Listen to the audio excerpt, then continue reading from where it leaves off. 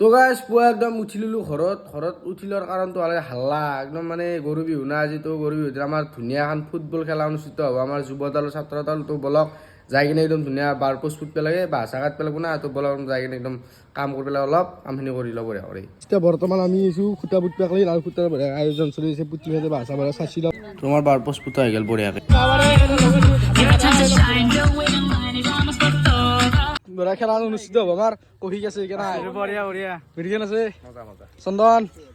দাদাই হয় এই তই বঢ়িয়া বঢ়িয়া আৰ্মি পুলিচ কাম নাই আপোনাৰ নাই নেকি আপোনাৰ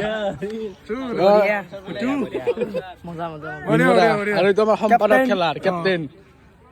তো গাইছ এতিয়া বঢ়িয়া আমাৰ টচ টচ হৈ গ'ল তো কিবা কচি হ'বগে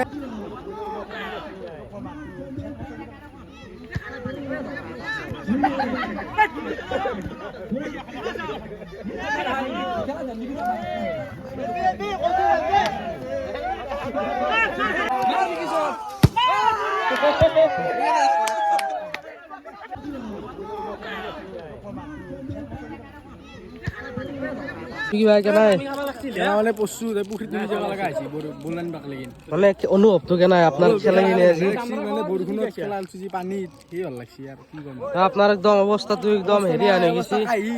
মাত্ৰ কাহিল এতিয়া বঢ়িয়া খেলা গেল হাফ টাইম আমাৰ আপোনাৰ ফটাটো ভাল লাগছে কিন্তু এটা ফটা দিছে নেকি মোক ফটা গমেই নাপাওঁ এইটো ফটাটো গমেই পোৱা নাই মানে আপোনাৰ খেলাখন চাই ভাল লাগছে আৰু